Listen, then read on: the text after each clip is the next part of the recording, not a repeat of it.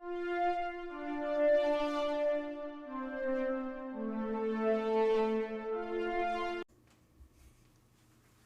are happy to announce that this episode of the SWW Show is partially brought to you by Humble Bundle. Well, not really. We are part of the Humble Bundle referral program, and we just wanted to say that if you like really cheap games and maybe helping charity pending the Humble thing going on, all you have to do is go to humblebundle.com/partner equals SWW. That's right, humblebundle.com/partner equals SWW. And you just do your normal stuff, and it just kind of helps us get a couple bucks here and there. Maybe it helps AJ get his lights. Maybe it's Mike camera. Maybe we actually pay Corey for helping us out. But again, if you're going to go buy games anyway, it might be worth checking out. Hello everyone, and welcome to episode number 57 of the SWW Show. Mike is in the background clicking away. Oh. Done clicking, I swear. Hands are in the air. I'm not moving. Furiously ordering all of his masturbation tools.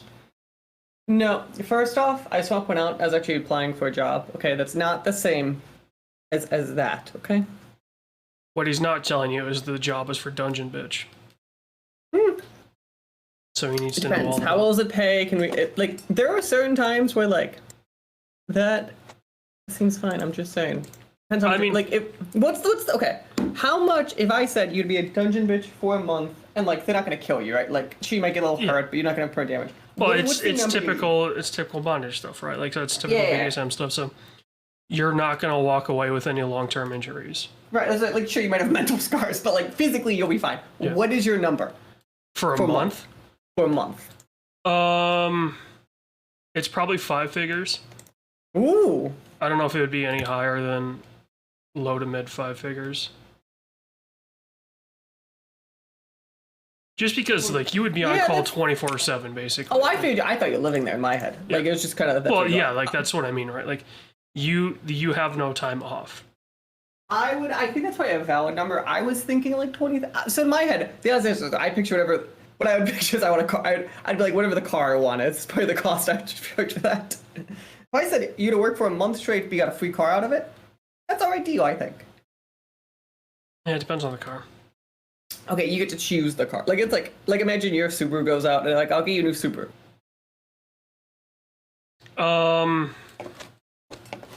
Well, actually, that'd be a pretty good deal because the price of new Subarus is... I was gonna say, you do also drive, I'd argue, is Subaru the most expensive non-luxury car brand? No. Well, it depends on how you define that. Okay. Yeah, so when I say that, to me, there's always those two tiers of brands, right? You have the luxury non, so you have the Hyundais, Hondas, Fords, Toyotas on the one spectrum. You have Lexus, Acura, Mercedes on the other side. I would put Subaru more on the other, the Ford side of the spectrum than the Acura side. I mean, you can get a Ford pickup truck that's $185,000. Sure, but Ford has a luxury brand. It's Lincoln. Yeah.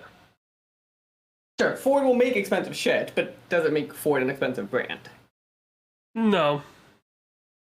And I mean, Subaru's base is very high in terms of price. Mm-hmm. They're like Mazda in a lot of ways. Yeah, which Mazda I'd put on the not luxury side. Yeah. I don't know, it's hard to have just 2 tiers because there are totally 3. There are totally 3 tiers. Okay, let's see. Here's my bottom tier. We're dividing into 3 tiers. I'm going to say my bottom here and see if you agree with it. To me, that bottom spectrum of the cars, and I mean of actual brands, not some bullshit sells 5 cars brand. Yeah. Is Kia, it's Hyundai, and it's Ford. You got to throw Chevy in there too. That's right. Chevy's I think a little more reliable, but that's valid. Well, in terms of reliability, Ford's kicking it. Fords are not that great. No. Dude, have you seen their numbers lately? Their trucks, maybe. Their sedans kind of suck. They're all right. I drove a Focus. I don't know. Maybe they changed. My brother drives a Focus. It's awesome. Okay. Got a 2017 or 2018 Focus. Listen, one of the things, and then we'll get out of car talk in a second, I do like about Ford is they've been just putting Mustang engines in cars that don't need it, so just really funny. Oh, yeah. I mean, they were doing that long before. It's a Mustang engine. I'm like, ooh, Who needs this? They were doing that long before Dodge was like, hey, we have the Hellcat. Let's just stuff it and everything and call everything a Hellcat. Ford was like, hey, you know what? We've got this medium-duty pickup truck that's going to have a V10 gas motor. Let's throw that in the F-150 and see what happens. Or, hey, we've got a supercharged 5.4 liter that's for one of the F-150 special editions. Let's throw that in our mid-engine supercar and have it go 215 miles an hour. Also, before we truly get off car talk, I need to vent my one Ford complaint that I think is universally true. I don't mind that Ford made an electric SUV. I wouldn't even mind if they made an electric sports car. But the Ford Mustang Electric is not a Mustang. Stop calling it that. They're doing that. So GM's going to do the same thing with Corvette. They're spinning off their performance line as its own sub-brand. God. So Chevy's going to do that with the Corvette. Dodge has kind of done that with the Hellcat. But Dodge is going to be dead in 10 years anyway, so it doesn't really matter. Oh, that's another bottom brand. I'm sorry. Yeah. And then, yeah, I mean, the problem is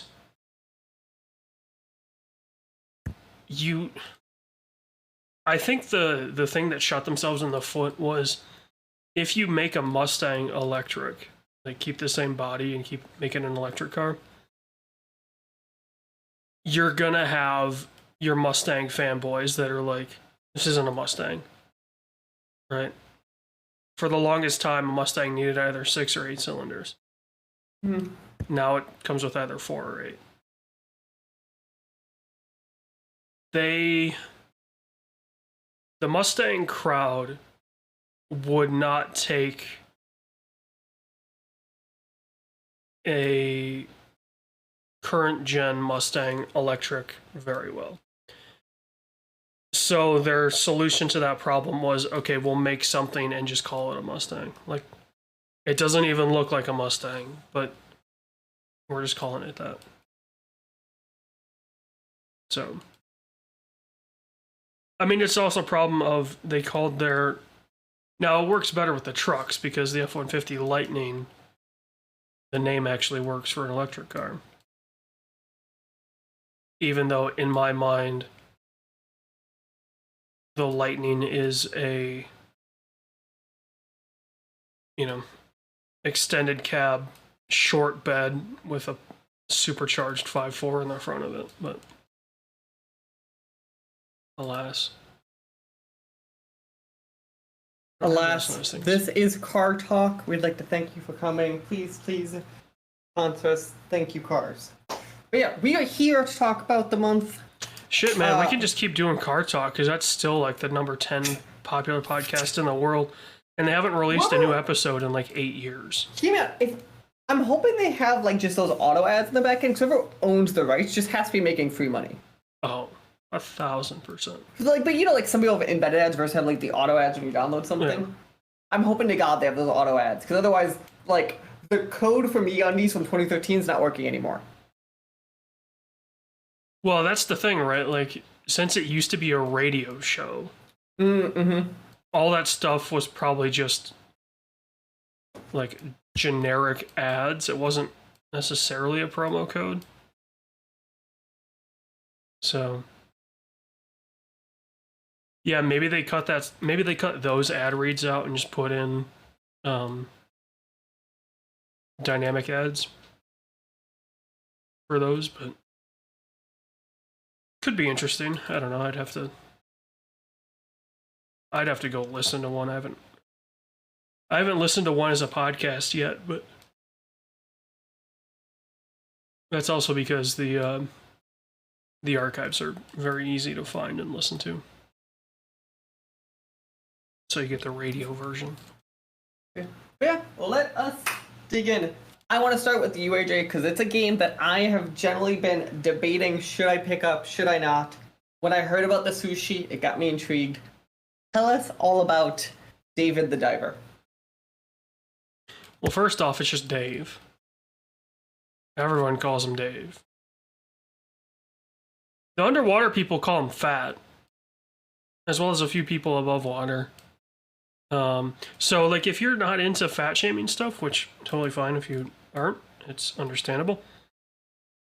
That stuff clears up pretty quick, so it's generally whenever you're first introduced to someone.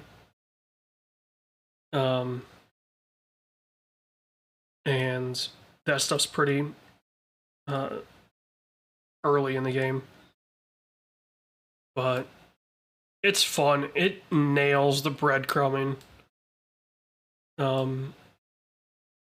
strategy for this, because it's just like, okay, go down, do this. While you're doing this, also there's these fish to catch, or there's this thing to get, or you have to go retrieve this, or For people who don't know, do you mind kind of talking about that loop a bit more if people don't know? Like, it's a fishing game, kind of like that little piece of it? yeah, you're a spear fisherman, so there's you have well, I guess you have 2 meters technically. You have one that's an oxygen meter, and that's your health as well when you're underwater. That can be refilled through different pickups. And then there is a weight mechanic to the game as well, so fish and items have weight. And obviously you don't want to get over encumbered. Once you hit, I forget how far over you can go, I think it's a percentage of your base capacity that you can go over before you just can't pick anything up anymore. But if you go over, you do slow down. So it can put you in some interesting positions where suddenly you need to, you might need to drop stuff because you need to avoid a shark or a marlin or a tuna. Well, you can't really avoid the tuna. They just kind of hit you and you're screwed. So yeah, there's that loop. You start out only being able to dive in the morning and afternoons. I'd say about 2 hours in, maybe 3 hours in, you get the ability to dive at night, but that takes up time from the restaurant. So you're not, you don't make as much money. It's a very, it's a give and take. Like this game's all about give and takes. And yeah, I mean, it's the best way to describe it is the weekend before we were recording this, I didn't have anything to do Saturday morning. So I fired up Dave the Diver at about 8:30. I took 2 breaks during that time, one for kind of lunch, brunch, and then one a little bit, about an hour after that. I ended up playing that game for like 6 hours on that Saturday. Sheesh! Because I just got into the loop. Right, it's super easy to do. Where I'm at, there's enough spinning plates. Like I have a farm and I have a fish farm and this and that, and I've got to catch X amount of marlin because there's a marlin event coming up, and I needed certain ingredients for a VIP and this and that. So, yeah. It's a game that you lose hours to. It sounds like a game that you're recommending. Oh, 1,000%. Nice. Well, that's good. I wanted to shout out because we played, I guess, 2 weeks of BattleBit Remastered. I think it's fair to say I enjoy the game. I think decent chunk more than you do. Is that probably a valid way to start this conversation? Yeah, I mean the game's alright. Yeah, like the game has, I think, its bugs. I think the server stuff. I think there's definitely problems with it. I think Battlebit Remastered, what I like about it is, I think the first thing I said true is it's the first at launch Battlefield that actually is good in a long time. Or Battlefield equivalent that's good. Also, I like how simple it is of just kind of you just drop and go comparedly to like a lot of like Call of Duties right now. Like it's just like you're like bombarded with so much. This game's just like go jump in a server, you'll figure it out, just shoot people. Like I kind of like how simple it is. Like it, and I think it plays really well for how simple it is. I also appreciate too because it's graphically not hard that it could seems like it could run basically on anything. Yeah. So I think there was it's nice, and I also do appreciate how it's like literally was like made by like 4 people for like a few years, and it became the biggest game on Steam. I think Dave the Diver is what actually notched out of the top spot on Steam. So I think it's a game for a few bucks that I would recommend. Yeah, I think to your point about its Battlefield games haven't been received great. It's the problem of a lot of people got into Battlefield either Bad Company or 3. Mm-hmm. And that was the golden era of Battlefield. It was, it was kind of the Call of Duty kids when you and I were growing up. Like we graduated to Battlefield around that time. 100%. So everyone's nostalgic for 3. And to a lesser extent, the Bad Company series. Because of the stories. People were fine with 4 when it launched. They just wanted more of 3, which is what 4 was. Like 4, I think 4 is that and the last one of that because it is like that's about point. Everyone's like 4 is just more 3. And at the time we're like we wish there was something different, but no one really complained. Yeah, and then Battlefield 1, I think, was so different that people just shit on it. And I think it's a fun game actually. Everyone's gone back and been like, dude, Battlefield 1 is amazing. Yeah, like I actually don't think Battlefield 1's inherently bad. I agree it was probably a bad launch trap, but yeah, I'm going. Where were you 2 months after launch when it took me 4 minutes to get into a game? Oh, that's right. You were bitching on Twitter about, there's no automatic weapons. And then Battlefield 5 had some weird stuff at launch. And then obviously controversies around the campaign, but that one was more or less fine as well.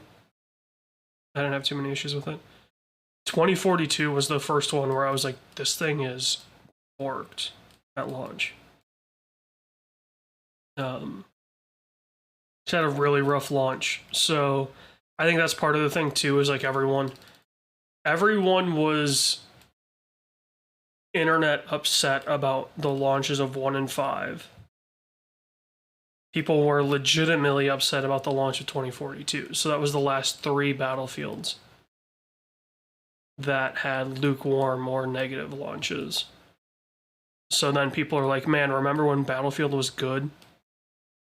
And for most of the people saying that, it's Battlefield 3 that they think back to, or 4. Or yeah, I think that's very valid because I think we were like that sweet spot of I was tail end of middle school, you were like middle school. We're like it's very much like when you have time to game type, like and like.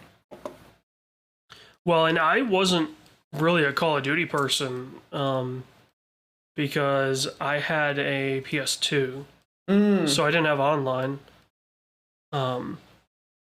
So like I just played stuff for the campaign. So I got huge into Battlefield because of Bad Company 2, or Bad Company, and then Bad Company 2. 2 was 3. Yeah. So you're playing, well, I think the original Bad Company is on PS3. I don't think it was on PS2. Okay. So I just naturally went towards those instead of, I was like, I don't care about multiplayer.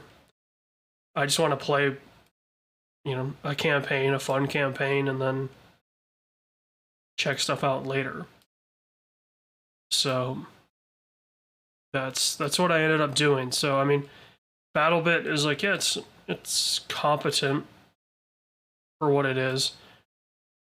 I definitely have some issues with their destruction aspect. Yeah, I wish at least it was more clear what we could destroy. Well, we did figure out on the one stream kind of the signifier. Mm. About 10 minutes later, I stood there and shot 8 RPGs into a building before it went down. I shot the entire bottom floor out with 4 RPGs, and I thought to myself, it's gonna fall down. I then shot out 2 of the walls in the upstairs and thought, it should have gone down. I had to find a resupply to grab more rockets. Shot a 7th rocket and it finally fell down. And you couldn't see it because I didn't have face cam on, but if you go back and listen to that part of the stream, you can hear just the disappointment in my voice of like, this is just ridiculous. Like, this game should not be hindering that much, especially when like the caveat for the RPG heat round was like extremely effective against buildings. So I was like, okay, if it's extremely effective against buildings, I'm going to go take a building down. And then the fact that one person couldn't do it, right? You would have needed 2 people if you didn't have a resupply. It's just so annoying. But, That is BattleBit Remastered. I think it's like $15 on Steam. So I generally think, if you're curious, also there's the Steam 2-hour like demo thing on every game now. Like, I think it's worth at least downloading since it's so fucking small. But the problem is, you play one of those 127 v127 you need maps. to watch your time. Your 2 hours will disappear very quickly. Yeah, so keep an eye on it. I do appreciate how it's an old-fashioned game of those long games too. Yeah, but they were almost just too long. That's very valid. Yeah, because the stream would for us, I think each game's like 40 minutes by an averaging for us. Yeah, it was like 40, 45 minutes for a big game. Mm-hmm. Which, like, Battlefield was that length. Towards the end, yes, but you know, Battlefield 3, there were very few stalemates, right? Where like it was just, well, we're in the middle part of the game where we're just bleeding tickets until something happens. You know, it was like if you got an advantage in Battlefield, the games were over pretty quick. So. Okay. That is that. Diablo, I wanted to shout out. I've just been I'm at the part of Diablo where I beat the game, and I'm just going through all the dungeons, like every day, a few dungeons type stuff. I understand the complaints of Diablo at the back end being slow and weird and stuff. I also kind of missed, so Diablo 3 did this thing where you just click a button and you're just go into like a random generated dungeon. Where this game has them all over the map. It's like that little stuff where you're just like at this point, like as you can imagine, I'm just doing the checkboxy thing of like I need to knock out all these dungeons. I totally wish in a game like Diablo there's a button that would just take me to the next dungeon I haven't done yet. Because I feel correct me if I'm wrong, wouldn't you think that's the point of these games, like especially at the end when you're trying to just cap everything out? Just give me that button to just knock out this stuff? No, the goal is to get as much money out of you as they can. Sure, but it's not a money thing though. Like, I guess it is because in the sense of more people will get battle passes and all that shit. Exactly. Which... Come on, you're the one of us who worked in game dev. You should know this. I conceptually understand it. I hope you realize I've never been the advocate for the insane stuff. I understand a dev wanting to make money, right? It's Blizzard we're talking about here. I'm not concerned about them going out of business tomorrow. Well, not if they suddenly have $70 billion. But yeah, that is Diablo 4. I still think it's a good game. I'm probably gonna go jump to something else here soon. I've just gotta figure out what. But Diablo 4. Jumping to movies we have seen. AJ, I have to ask yourself, is it because you miss working in production? Why did you torture yourself with Transformers Rise of the Beast? I had to wait for you to get back from Barbie. I need to kill time. So you went to go see Transformers? No, I watched it. It's on Paramount. So tell us about it. How is the Rise of the Beast? Perfectly average. Yeah, I feel like I've heard a little more negative, but I definitely never heard the words worst Transformers movie come out of people's mouth, which I think is impressive. I think part of the problem is they're jumping around timeline now. Mm-hmm. And so you would have, so apparently I also started watching Bumblebee because that just auto started after the first 20 minutes of Bumblebee I think is a perfect film. Not perfect film, but I actually enjoy the first 20 minutes of Bumblebee. I think it's a great film. And so the Rise of the Beast Bumblebee is that Bumblebee. Okay. And at least it's that design. It may not be the exact and realistically, it's probably that Bumblebee. Yeah. Rise of the Beast, what's the best way to put this, is not pointless. Because I think it tells an interesting story. In the sense of how it opens up, like, you know, that the bots aren't always mechanical. Mm-hmm. Right? There are these bots that are organic-esque, right? Like they're not fully organic, but they're kind of there. Mm-hmm. So that was kind of cool to see the mecha moles, I think is what they call them. Yeah, you're talking about like all the animal ones? Yeah. Yeah. So that was kind of cool. The story was so just whatever, and then for it to, spoilers, tie into G.I. Joe at the very end. I heard about that, and I that was the moment I went, what the fuck? Well, so it's funny, right? Because the actor that is in that role is like the G.I. Joe guy. Mm-hmm. Is in Jack Ryan as well as kind of the same like super secret Michael Kelly is like his role in Jack Ryan is like this kind of CIA contractor. So like he's associated with the US but not really. He's very secretive. And I saw that. I was like, of course they chose him. So. Also, wasn't there like a G.I. Joe movie like a year ago that no one cared about? Like the Cobra one or something? I think the Cobra one was a while ago. Am I crazy? I thought there was G.I. Joe. 2021, Snake Eyes. Oh, yes, yeah. I don't remember anything about that. I never saw it, so. So I remember seeing a trailer. I remember like seeing, it made 40 million bucks at the box office. COVID box office. July 21. At that point, the box office at least was cleaning a little better. Yeah, but that might have still been a day and date on Paramount. That's valid. I can't see if it. No. And they actually moved it up, too. It looks like it was just a box office. But, yeah. Cool. What else? You saw Everything Everywhere? All at once. You've seen it before, right? I had seen bits of it. You never saw the whole thing? I never seen the whole thing. What do you think of last year's cleanup movie?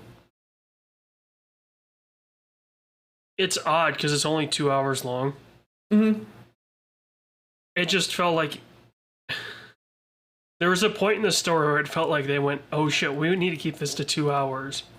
And they just kind of speed up, like that And final. Or you get to the everything, final shots. literally everything happens all at once, and you're going, wait, hold on, what? But yeah, it was fun. Do you agree with the accolades it got? Do you think it's overrated? I'd have to go back and look and see the nominations. Because it got nominated for almost everything it could. Yeah. Let's see. What was that? That was last year. So Yeah, it was last year. Oscars.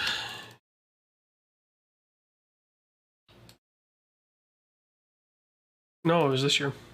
Oh, I guess it came out 2022. That makes sense. Yeah.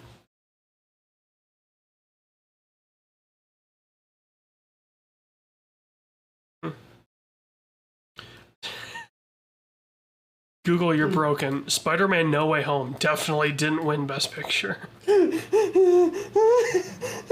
think it was nominated by anyone? Let's see if it was even nominated. If it was nominated, like, I enjoyed it, but I'm not even going to be 10. That thing was, like, Best Picture movie.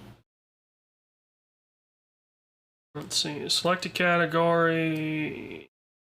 Best Picture. Nominees: All Quiet, Avatar, Banshees, Elvis, Fabelmans, Terror, Top Gun. It wasn't even nominated. It will be broken. Let's see. Supporting role. Yeah, he was great. Kei Huy Kwan. Michelle Yeoh. Best Actress. Yeah. I think the only one like people were mad at was Cate Blanchett not winning. And I never saw Tar, so can't say anything about that.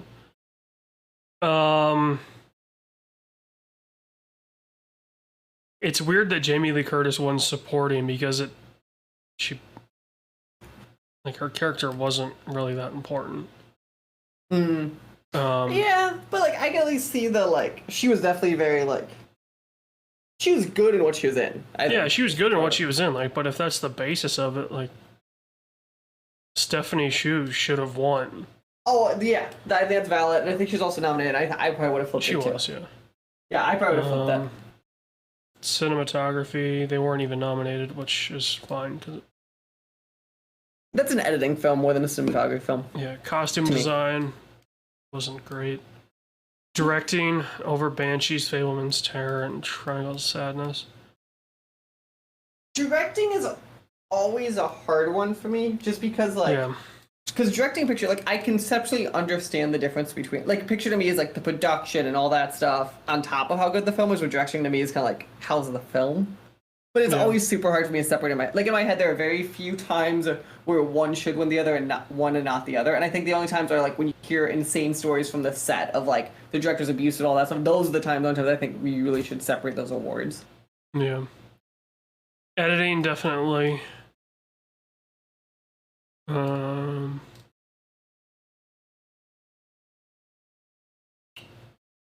Music.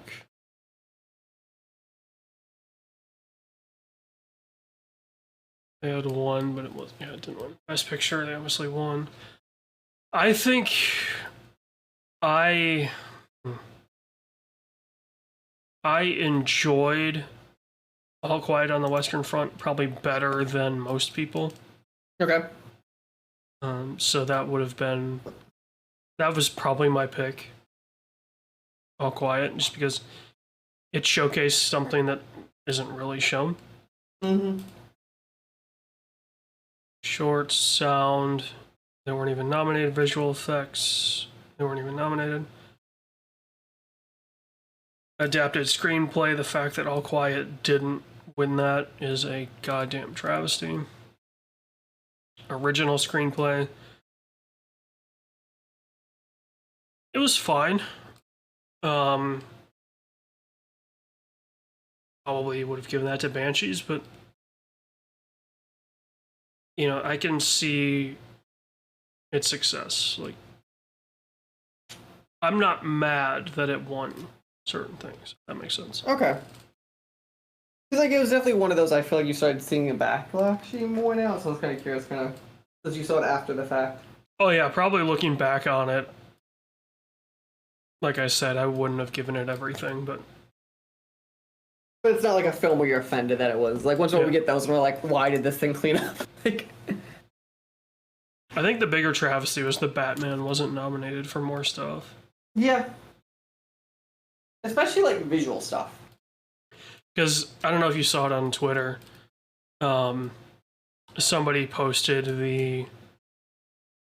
it's not the end of the Batman, but it's the sequence where he's leading the people out of the flooded Madison Square Garden. And the person's comment was on the video was, this is like the greatest comic book movie scene ever. Right? Or it did a great job. I forget the exact wording of it.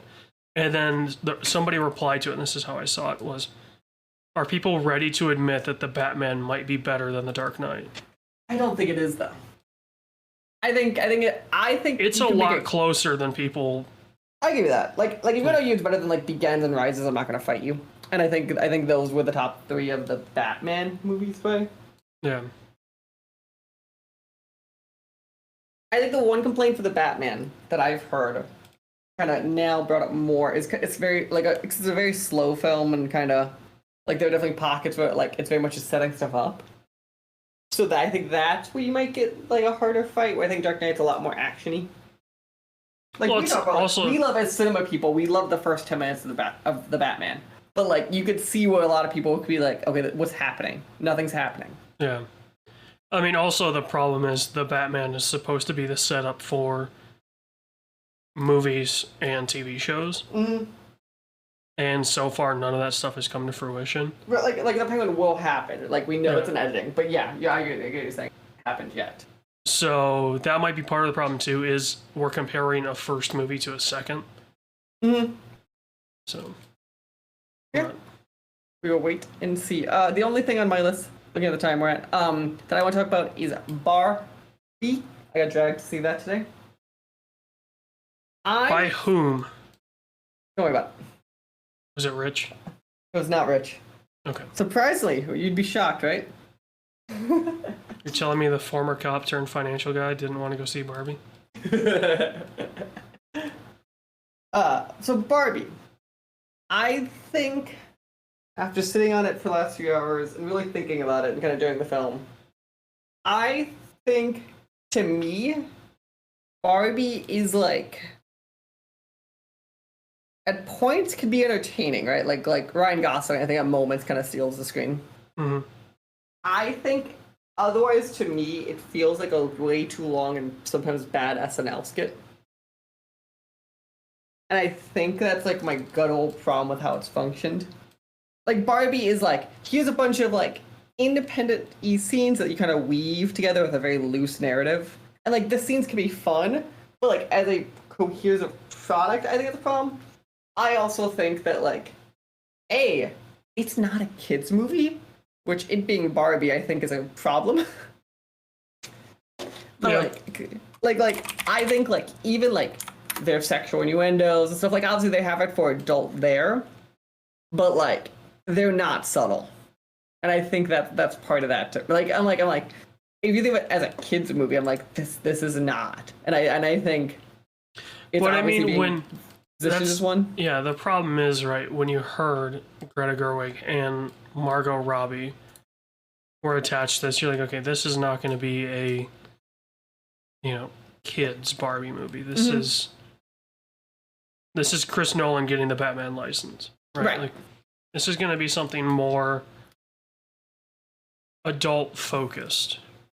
But I would at least give it that the Batman, at least, like as Batman, like darkening it up, you can at least use from the source material. Or I think Barbie, it's a little bit harder unless you make a real point of showing how it's a darker film, not darker, but like a more adult film. Yeah, I think part of the problem too, right? Like from what I've seen, is them going to the real world. Mm-hmm. From everything that I've heard about this movie, if they had just stuck to Barbie Land, probably would have been fine. I think that I also think it's like a really political film in the way it kind of says stuff, and obviously because it talks about the stories of like kind of her point of view as like feminism and like kind of like the way Greta Gerwig the other pieces kind of talk about it. And I also think like there are pockets where I think that stuff can be fun and like still make your point be fun, and the other parts I think is just kind of in your face and annoying. And I think it's the real world stuff where you see that like very in your facey type like as you can imagine, they go to a construction site and you can just imagine what that scene looks like, right? Like very I think basic-y jokes and just kind of blunt jokes that like where other parts of it I thought was trying to be like this more subtly like storytelling thing. Which I gotta love that stereotype, right? Like maybe it happens more on the East Coast or coastal areas in general. I have never been near a construction site and the guys are just ogling. Most likely they would be saying, "Get your ass out of the way. We're trying to work." Like, yeah, and I'm not saying it didn't happen, but I agree. Like, I think it's a narrative piece. Yeah. Like, I think it's a lazy narrative joke at this point. Yeah. I'm not saying you can't make that joke, but I don't think you can make that joke exactly as we've always made it and make it sound smart. Yeah. So, but yeah, that is this Barbie. I don't think it's obviously amazing, but obviously I apparently I'm in the minority based on box office review numbers. But the people that I've talked to enjoyed it. So yeah. So I think it's kind of like if you like Greta Gerwig, other stuff, and you like the Barbie trailers, I think it's probably who it's for. So. I want to shout out, I saw Avenged Sevenfold in concert the other night. I also want to say a wild fact. I've been to a ton of concerts. It's only my second ever, like, stadium tour that's not, like, a few hundred people. Also, I want to say the thing that's going to be shock people. I think Avenged Sevenfold was disappointing when they're live. And I want to shout that out to the biggest thing of the micro. So, do you know Avenged Sevenfold, the band, right? yeah. So they're known for their vocals, right? Especially like M. Shadow's got like very much like obviously his vocals are a very strong part of their thing. They needed to raise his mic like a couple degrees there. Like it was quiet enough where at points I'm like, I can't hear him. That's part of the problem with stadiums and arenas is wavelengths just unless you're boosting them by having speakers stationed throughout. Right. Certain frequencies just take over. So that's not necessarily a mixing problem, that's just a physics problem. And as such, like people that when they tour and they don't have speaker boosters, aka speakers, stationed, like midway through the floor and then towards the back of the floor. Not having those means about a third of your audience at most will have a good time. 2/3 of the audience can't hear shit. Like it's just going to be mumbled, it's going to be hard to hear vocals. If you're inside, you run into the problems of reverb off the walls. Yeah, just live shows in general are tough. So. Yeah. But also, I would shout out, I think I just like the smaller venues better, but I think I'm kind of more minority on that. But yeah. Let's jump into film and TV. Speaking of live stuff, AJ, I'm kind of leaving this open to you. Since I haven't seen anything massive, I don't know if you have anything new from the world of the striking Hollywood. Disney might be in some legal trouble with the city of Los Angeles. Okay. Because there were trees, I think it was Disney. There were trees along a sidewalk. Universal. That's Universal. Universal, okay. I couldn't remember. I know they're roughly in the same area, their offices, so I don't remember where exactly it was, but so outside Universal, suddenly the trees were all trimmed to like nubs, basically.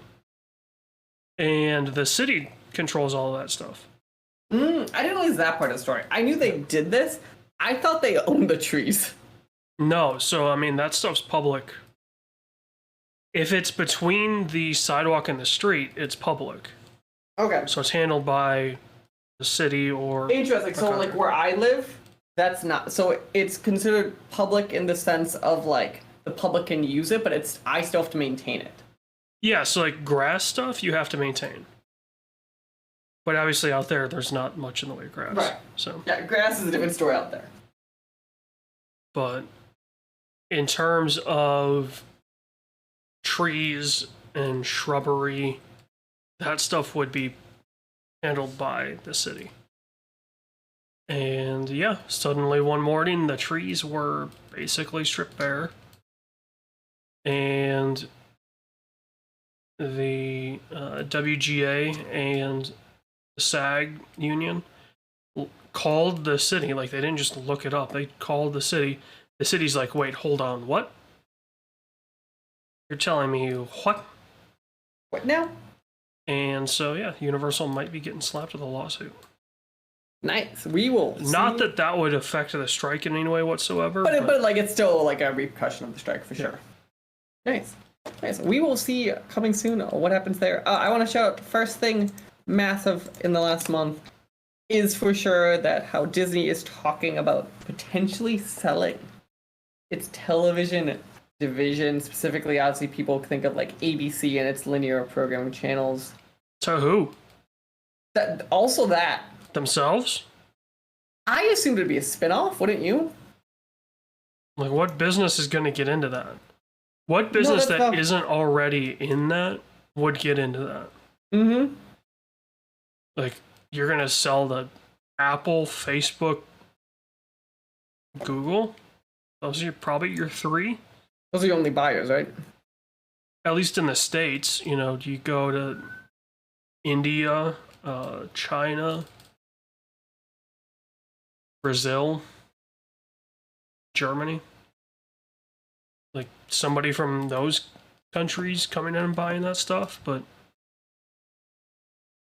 you know, Bob Iger really has shot himself in the foot a lot and is trying to, and now realizing that, right? Mm-hmm. Like, you know, they say if you break a toe, you don't notice it until you look down. Like, you don't feel it. Mm-hmm. Bob Iger is now looking down and realizing both his feet look like a piece of Swiss fucking cheese. Speaking of that, well, we're going to segue into what you're saying there. I want to shout out the other piece of news, which is that second story there. Bob Iger, also the same interview we're quoting from CNBC, talked about how both MCU and Star Wars stuff are about to get, like, not massive budget cuts, but, like, as a whole, the production pipeline's about to change there and become less. And he talked about specifically how the TV shows kind of made it too messy and confusing. Well, it's like fucking, what's the one that's coming out in November? That's like Captain Marvel, Miss Marvel, and the Marvels. The Marvels. Okay. Somebody pointed out that you'd have to watch 2 movies and 4 shows to even know what's going on with that movie. Mm-hmm. And this goes back to my whole point that I've had ever since they started doing this shit. The MCU was only popular because people could go to the movies and know what's going on. And even I would argue, even through the Infinity War stuff, that they're pretty good. Like, if you could watch like 5-6 movies, you knew 90% you need to know. Yeah. Like, and that's like everything, but you knew 90%. Like, you could go watch all the movies, but everything was a movie, right? Right. Now you're asking people to go out of their way to watch shows. And it's like... And also, I think the shows are varying qualities. Like, some I think are decently good, very good, and some I think are very, like, almost bad. And what's interesting about that, too, is they have the budgets of a movie on these TV shows. Most of the shows are, like, 200 mil, 222 million, like, shit like that. I love the fact that Secret Invasion failed. Because this thing was so hyped up. Also, here, Secret Invasion should have been a movie, and spoiler, it should have actually had superheroes in it. And as soon as I started seeing clips from Secret Invasion, I was like, dear God, they spent $150 million for this? The show looks like ass. That's what I mean. Like Secret Invasion, the comic, I actually think is in modern stories is well regarded, and I generally think is like one of the best modern comics. But the Secret Invasion, conceptually speaking, should be is you take this 15 years of the MCU, you take all the heroes that are still alive, and at some point you make a point of how some of these people weren't actually these people, right? Which story-wise, I think could have cool ramifications, could be fun. Your problem is because it's a TV show, short of Don Cheadle, you get no Marvel heroes showing up in this show. Well, and the only reason they did Don Cheadle was because of the joke in Iron Man 2. Right, so like the point is, but like you get the point. Like if I said to you, they're doing this, it's a movie, and now like, and we found out, I don't know, like we found out like Bucky wasn't actually Bucky, like when he went to Wakanda, like shit like that, and now it changed a bunch of stuff. Like you could have fun. I think you could have fun, and especially if you could do characters people know, it's easier to explain to a general audience. Like maybe you do like a main people that people care about. I mean, the fact that the show did exactly what everyone was expecting when the show was announced. Mm-hmm. When the show was announced, all I saw online was they're gonna do a Captain or a War Machine thing. Mm-hmm. Because obviously there's that famous line in Iron Man 2 where they switch from Magnet Man to Don Cheadle, where Don Cheadle walks up, says, "It's me, I'm here, let's get it over with," or whatever. Mm. And is never referenced then in the rest of the movies. As soon as there's a show where it's like, oh, are the people actually who you think they are? And it's like, okay, they're going to do that. Right, because of course they would.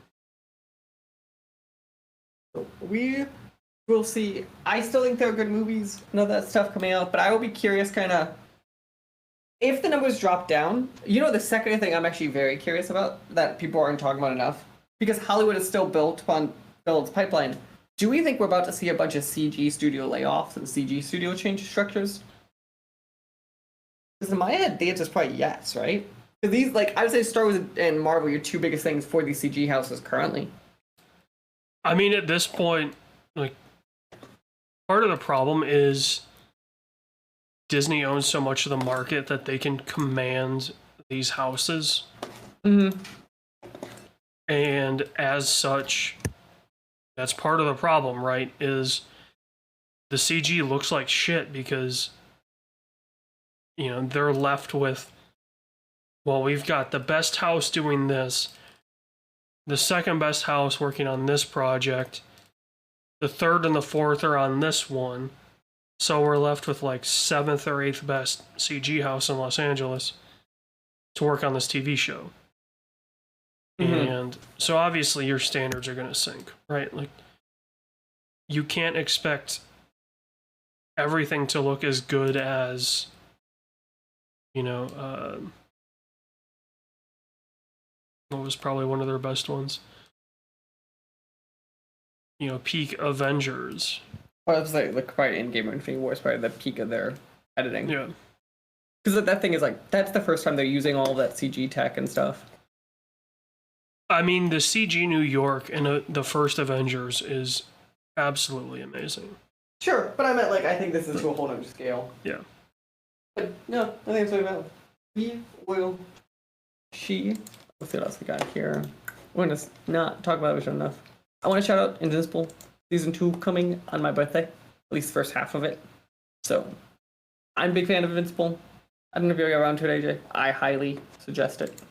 On Amazon. That's on Amazon right now. Yep. Don't watch Invincible. Go watch Takeshi's Castle. I forgot to add that on what we watched.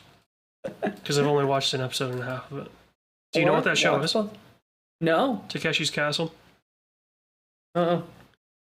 Do you remember, young Michael Maroney, a show that probably you consumed a lot of on Saturday mornings? Show that I consume. Called Most Extreme Elimination Challenge. No, I do not know. You don't remember MXC? No. God damn. Oh, that's right. You're a nerd. That's why. American television program. What the? Okay, I googled it. The first episode is the meat handlers versus the cartoon voice actors. Yes. So, okay. MXC is, I think it was Spike, licensed the original Takeshi's Castle, which is proto Wipeout. Like, all of those dumb reality shows are based on Takeshi's Castle. So, they licensed all of this, and then they came up with dumb, like, competition, like team competition things. And then dubbed them over with English voice actors. The original Takeshi's Castle has come back after 34 years and is on Amazon Prime. You need to watch it with subs. They don't have an English dub of it yet. And it's perfect. It's so good. When's it come out? 2021? Looks like 23. No, I think it came out this year. What in... This is something. I saw it on Prime and I'm like, okay, this is just, Prime's got like a catalog of random ass shit. Mm-hmm. Like, okay, so this is just the original Takeshi's Castle, which is hilarious, but I don't really care. No, this is new Takeshi's Castle. Nice. That's cool. But yeah, next things I'm going to shout out are 2 trailers. And I just got to say, Apple TV is about to make a goddamn name for themselves, I think, with these 2 films. We have 2 trailers. So one is for Killers of the Flower Moon, Scorsese's new film, and then Napoleon, which is Ridley Scott's new film. Do you have a strong opinion on either of the trailers? What are your general thoughts of apparently the Apple TV pipeline of just being, I would argue, the best streaming, at least from a quality of what they produce, streaming pipeline out there? Apple's been real hit or miss, so this is probably their first potential back-to-back hit in terms of stuff they've released. I think for them, for their debut films, like, I don't think you can get, like, the idea of Scorsese and Ridley Scott being back-to-back also, like, I think is also what makes it insane. Yeah, I mean, do I want to sit down and watch a 3-hour Leo DiCap movie? Probably not. Is the story extremely interesting and needs to be told? 1000%. Will it be told with the touch that it needs to be told? No. Are you telling me Scorsese is more a blunt instrument? Hell to the no. Tuned comb? This movie will not cover the details that need to be covered about what the United States did to the native populations. That's right. What's interesting to me now, this is Scorsese's second streaming film in a row. Yeah, look how the last one went. But I think it's very interesting to me how, like, you obviously have, like, the Spielbergs or Nolan, like, these directors that are, like, very much fighting, like being like, we're not doing streaming films, like, yeah. And Scorsese is just like, whoever gives me money, I don't care. Yeah. And I think it's very interesting because, like, they're, like, obviously he's one of the most influential directors in modern film. And he's just like, that him and Ridley Scott apparently are both like, streaming's fine. Yeah.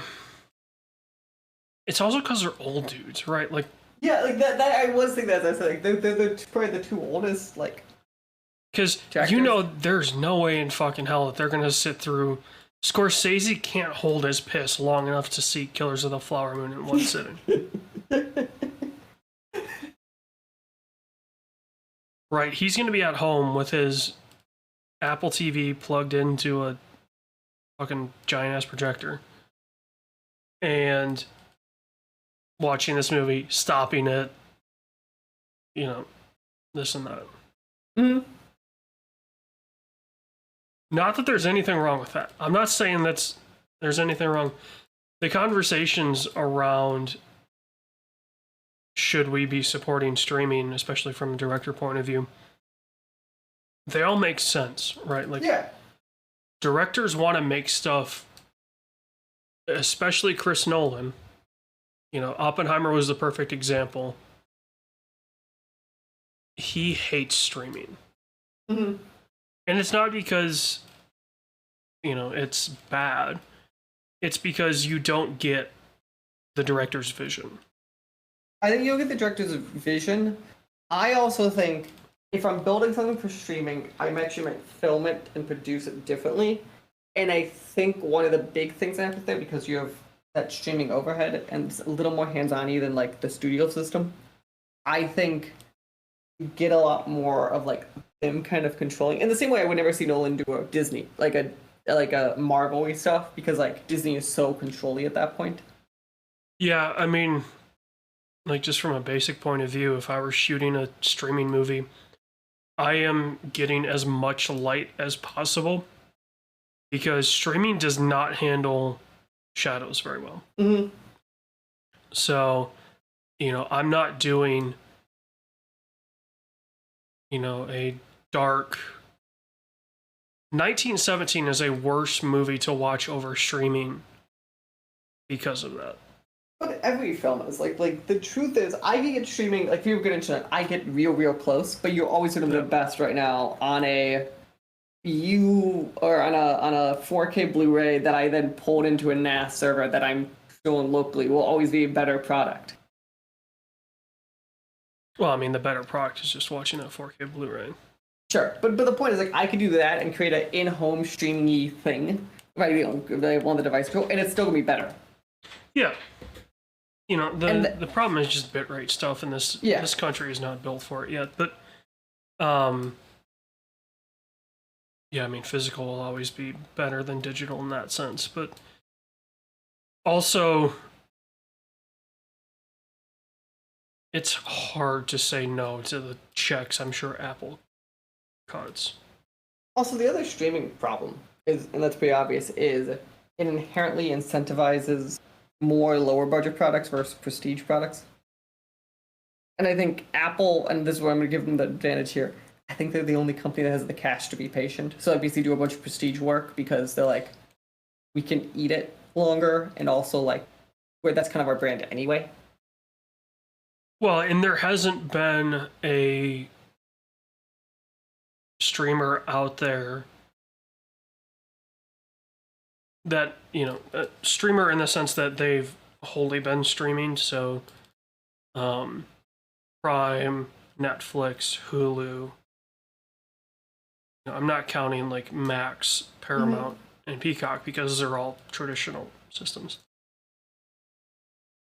They just want content. They don't give a shit. Makes sense, right? Like, they just need you on their service. Whereas a company like Apple understands the idea behind exclusivity. It's the idea of, if I said the words to you, A24 film, you have an image in your head. It's because they have a brand, and you at least, even if I don't love all their stuff or may hate some stuff, there's at least a base idea of this means quality. Whether I feel like it's different, but like it's a base quality. And I think Apple's trying to stay in that lane. Yeah. But yeah, I mean, both these movies look fine. Yeah, I think I'm gonna try to see them both in theaters, obviously, versus pulling Apple. Because I think Killer's on like 2 weeks something. Basically, they're staying long enough to get awards. Yeah. So fun to see. Obviously the big stuff. Deals closed. Besides UK for Activision and Microsoft. I think it's kind of what we saw. This was closing. This was happening. And then Sony kind of agreed and signed the 10-year Call of Duty deal. I assume it's not shocking to you either that this finally closed. No. Like I've been saying, like I think it's gonna close. Like she might get some. Like you saw some stuff kind of change, but I mean, when you heard the number $68.7 billion, you were like, this is on a different tier. This deal will go through whether we like it or not. Mm-hmm. There is literally nothing that will stop this deal. You know, when you're putting that much money into something, it just becomes a fucking freight train. Right? Like Microsoft was a, you know, Oklahoma freight train that is 15 miles long, going 70 miles an hour. You're not just stopping that thing. You can throw on the emergency brake, it's still going to take 10 miles for it to stop. Right? They still would have gotten something done, whether you like it or not. And as it dragged on more and more, like, you saw people like, oh, well, maybe this means that it's not going to happen. It's like, no, it's going to happen. Right? Sony isn't big enough to stop this. Mm-hmm. Their only hope was the EU, realistically.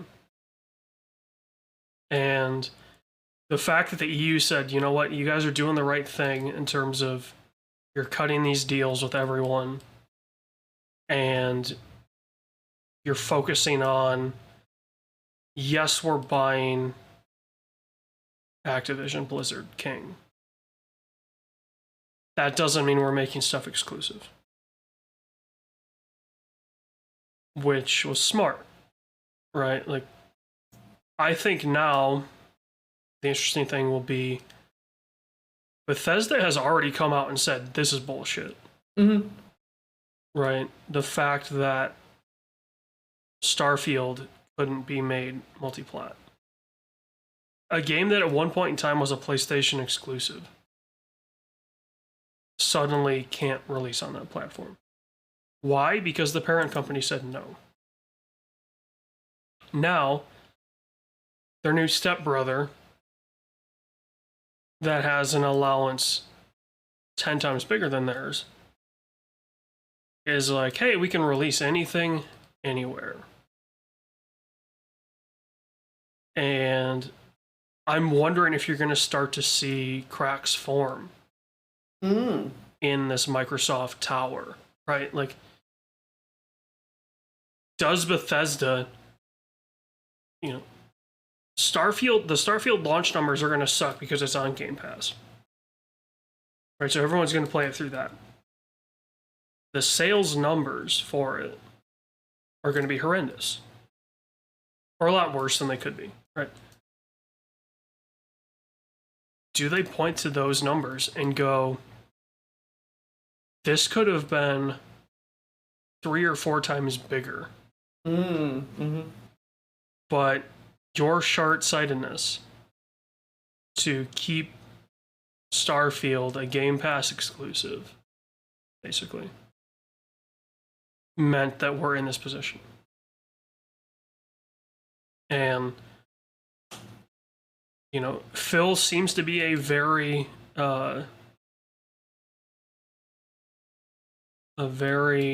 good negotiator. That negotiation is going to be tough. It will be interesting, especially because, like, I put in there, but we saw like contractions in their Xbox division over the last quarter, specifically in hardware. I would be curious, at what point does Microsoft start having the conversations of being like, we're a software company, let's make you guys a software company and just start releasing stuff and other products wherever it makes sense? Or do we scale back even hardware production or outsource it? Like I'm kind of curious, especially like they're like, we're Microsoft, we're software, and I think it came out during this that they're losing money on hardware acquisition anyway. And which, I mean, everyone like, loses money on hardware, right? Like, yeah. That shouldn't like, be a shocker. At what point do they go, they're so far behind on hardware, we could just bundle the software product and probably make more money on it because we don't have the same overheads? Maybe. So, I think it's worth staying on them. Thing I want to shout out, by the way, that I saw, which I thought was cool, was Antstream, antstream.com.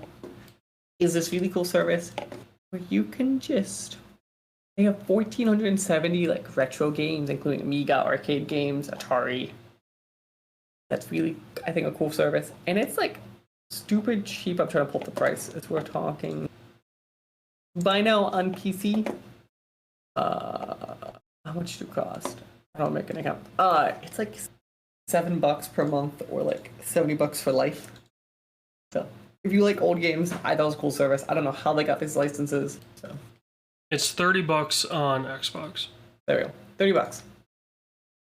Or it's $80 for the lifetime pass edition. So I don't know if it's a yearly thing. My guess is lifetime pass is as long as they have the games you can play them. So I thought it was. I want to see what the in-app purchase is. I just don't know the in-app purchases. I thought it's just subscription. Yeah, well, it denotes, right, an in-app purchase. Okay. So I'm trying to figure out what that is. If it is just... The subscriptions fall under in-app for Xbox and PlayStation.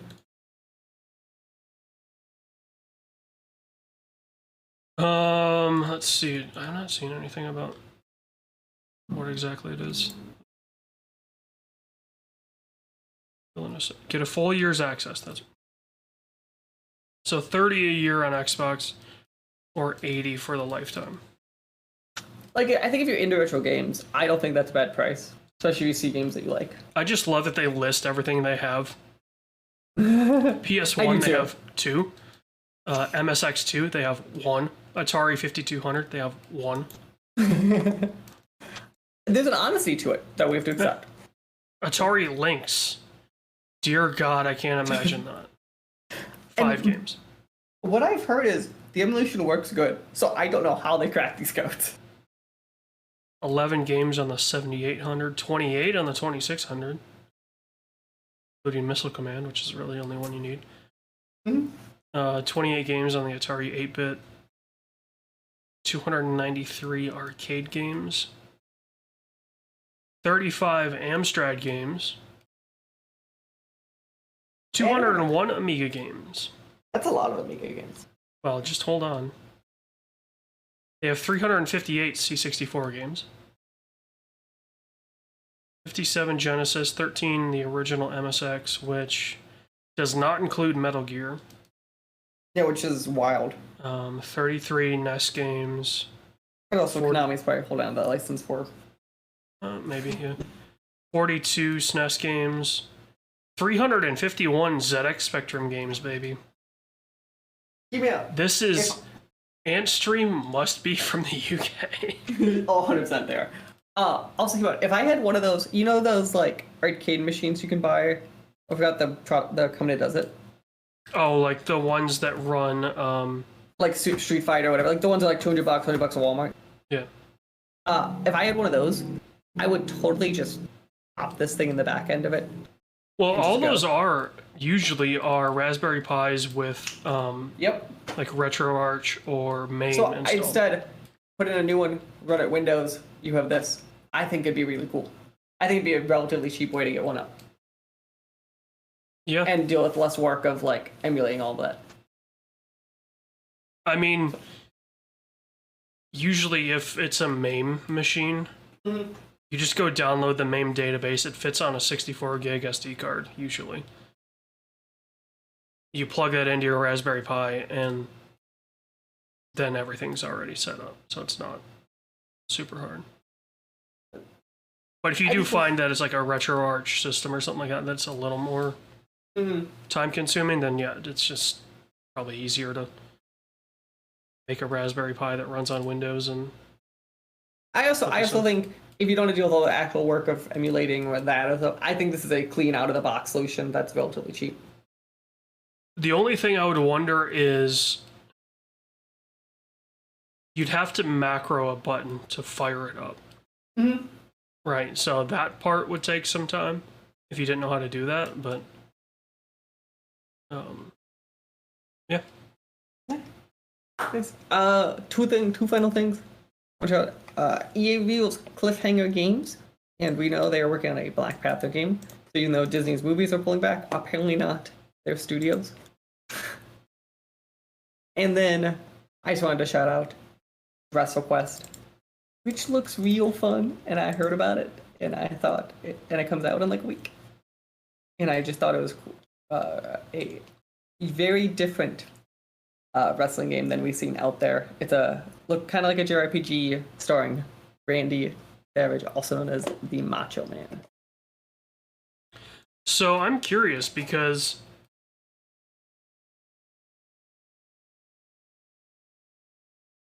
everyone on here is licensed, except for your character, Muchacho Man.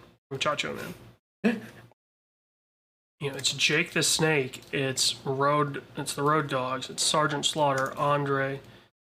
Can't tell who the black guy's supposed to be.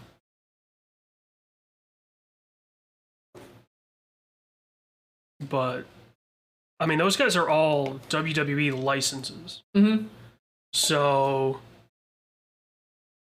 my question is this somehow a WWE supported game? I couldn't tell, honestly. And I mean, you linked a Kotaku article, so they're not going to know, but that would be an interesting question. If we're able to talk to them, that would be one of my questions. Yeah, but yeah, I think it's a cool game coming out. I think it's worth keeping an eye out. See how it is. But yeah, that is everything. Last I got, games coming out. We know Armored Core comes out at the end of the month on the 25th. Goodbye Volcano High comes out on the 29th, which is a game I've been looking forward to. Baldur's Gate 3 comes out on the 31st. Well, some dates got moved. 31st, I think, when it's available on Xbox and PC. And go fuck a bear in the end of the month. That's true. Please don't do that. Starfield, September 6th. It's happening. Apparently. Mortal Kombat 1, September 19th. Liza P, also on the 19th. Payday 3 on the 21st. I think that's going to be our fall game. AC Mirage on October 1st. Spider-Man 2 on October 20th. Utah Games announced. Super Mario Bros. Wonder on the 20th of October. City Skylines 2 on the 24th. Same day as the MGS collection. And then Avatar comes out on December 7th. Any games kind of stand out for you? Nothing new. I mean, I think it's funny that I've seen more of MK1 than Starfield. I do too. Like, Starfield is just hyped up, like, you know, there's 1,000 planets, but only 100 of them have life on them or whatever. Like, that quote, I think everyone took out of context. And I love it because, of course, Todd Howard would say something like that. Like, Todd Howard seems to be a very respectable human being. Sometimes when he's talking about his games, doesn't make him look in the best light. The games, at least. Because he goes, there's 1,000 planets in this game, and you're like, holy shit, that's awesome. Immediately followed up with, there's really only life on 100 of them. And you're like, yeah. Okay. So there's really only 100 planets in this game. And 1,000 random encounters. Yeah. And then he goes, no, there's 1,000 planets, just 900 of them don't have life on there. Like, good God, this is like a No Man's Sky situation, but at least No Man's Sky, there was stuff to do on those planets. And like, this will be stuff to do, I feel like, but I feel like it's going to be like, go collect resources. Maybe there's like a random EVP being quest to like, I think it's going to be more of like the exploration things do. Or like, you go to like the open land and you run into generic like a building. But yeah. Do we think it's going to be as bad as the random encounters? Was it Mass Effect Andromeda did that, when you randomly like had to drop on a generated planet and they sucked? Everything about Andromeda sucked, so. Yeah. I only got through Andromeda with the help of cheats. I played I'm gonna say like 10 hours of that game. And I like the first 3 Mass Effects a lot. Oh yeah, like I played through the first 3, loved them. I'm a 3 defender, realistically. Like I really like those, but I fired up Andromeda and I was like, okay, this game isn't that great. Then I got to a point where I was like, oh, you're on like the 5th planet of. You've got 5 fetch quests to do before the planet can be habitable. And they're all the same thing. They're all combat encounters. And like the combat, like they tried so much in the game and it sucked. Yeah. And I was just like, infinite ammo, infinite health, no recoil. Bada bing, bada boom. Like one hit kill. Just like it cheats just to like blow through that stuff because I'm like, I am not going to spend 60 hours on a game that I feel like I should only spend 5 or 6 at most, with how bad that game was at times. But yeah, I mean, obviously Payday 3, right? End of September. That's going to be a big one for you and I as we learn how to stealth all those maps. That's gonna go so well. Well, let's be real. If one of us is gonna fuck it up, it's you. Ain't it? I mean, am I wrong? So you're not wrong. I generally think I'm better than I was in some of those games, but I agree with you. I mean, you have improved, like the games that we've played. And like some of it, I fuck around, like just to fuck around. Yeah, but, I mean, obviously some of it's stream fuck around, but also like when we go in and we're like, hey, we're gonna try to stealth this because it's actually a challenge in most of these games. Mm-hmm. And then you're just like, some of it I will give you from that, but some of it, it's yeah. Yeah, as we were playing Rockay City, and I was like, okay, we're gonna try to stealth this. And we tried to stealth, like we legit tried a couple times. And then it was just like, screw it. Like, there's no point in stealthing this. The stealth mechanic sucks. And then it was just a boring Payday clone. So now we get the original. Yeah, which I'm excited about. And then, finally, for films, here are our options I'd look through the month. You either have to go to Turtles, which I'm going to anyway, or you have to go to see Gran Turismo. Or you have to correct me. Anyway. Right, so yeah, let me know. Which are you feeling, kind of? Oh, you don't want to go see Meg 2, The Trench? Are you really gonna? Am I gonna go see it? Yeah, because I have, a thing at my local theater, so I can go see 3 movies a week. Was the first one dumb as shit? Yeah. Am I gonna go see The Collective because it's got Ruby Rose, Don Johnson, and Tyrese Gibson? Yeah. Will I care? No.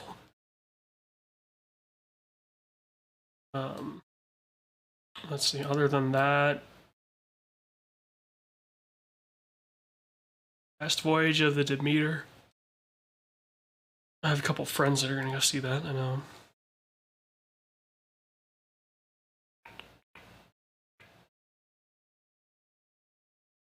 Well, you don't want it to be Blue Beetle. I saved us by pulling it off the list. Do you want me to put it back on that list? Or Strays.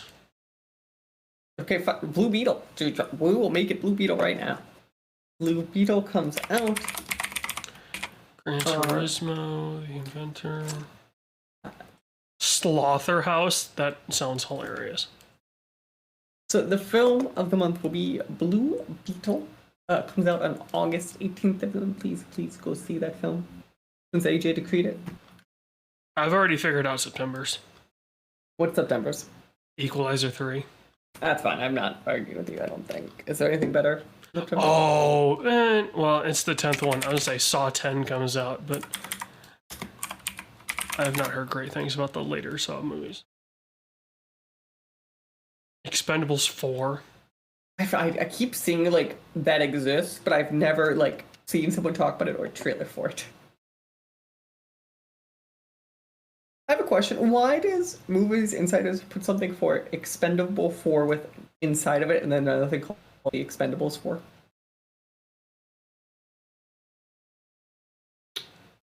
Well, because the way that That's they quite type it cool, out is that- expend 4 bowls. Okay. Okay. So are we doing Blue Beetle or what are you feeling? I mean, that was just a joke. Fair. Which are Honestly, you Gran feeling? Turismo. Like, Cool. That's totally fine. Gran that Turismo looks April. really cool. I'm gonna be very intrigued if it's good. Yeah, I mean, Like on paper, it has everything you need to be good, but like Yeah. the topic makes me very intrigued. It was on August 8th, by the way. People are looking it up. August 8th? No, it doesn't. It's Mm-hmm. 25th. Google is wrong. It's August 25th. That might have been the original. Yeah, it just got pushed back, so. So that's what it is. It's Google's wrong. 21st. So, yeah. We'll see that in theaters. We will discuss. Yeah, that is all I have. Do you have anything else? Not that I can think of. Well, thank you. And everyone, please have a good day, good evening. AJ, what are you doing with your week? With my week? Oh, I got a slam-packed week. Don't you always feel like? Yeah, I mean, a lot of times I like it.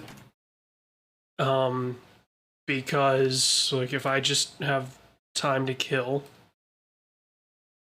I just lay around and eat junk food and watch TV or play video games. So keeping myself busy keeps me away from that. Mm-mm. And so, like, I have a stacked week at work. We're short someone for the whole week. So it's going to be busy. Thursday, I'm going to see... So Thursday, August 3rd, I'm going to see the Superstar Racing Experience at Berlin Raceway. And then Monday the 7th, I've got a concert I'm going to. Then Wednesday the 9th, 8th, 9th, whatever that is, I'm going to Berlin again. I'm going to see Soccer Mommy and Pool Kids. Who the? There's some like newer rock people. They're doing a show downtown GR that is outside. So. Nice. Good end of the season for that. I feel like by the time it's September, it's going to be cool and off. Nah, dude, September night shows are amazing. You need a hoodie at that point, then. Well, yeah, that's perfect. Hoodies are... Dude, if I could have hoodie season all year, I'd love that. Hoodies are awesome. If you got hoodie season, so San Francisco with Grand Rapids prices. No, because it still gets hot as shit in San Fran for like 4 weeks. With Midwestern houses. If I could get Seward for Iowa prices, Seward, Alaska, it's right on the water. It's beautiful. So it's not as cold because it's on the water. Yeah. And yeah, okay, you have to deal with winter storms, but I love the winter. I don't care about that shit. So, yeah, that'd be awesome. But yeah, that would do it. Say goodnight, everyone. Goodbye. And good night. The SWW Show and all of its affiliate podcasts are podcast by me, Mike Maroney, and AJ Losi, sometimes by contributors, including Corey King. You can follow the SWW Show on social media at the SWW Show, or sooner or later you go to patreon.com/SWW to help us out. Thank you. We hope you enjoy the rest of your day.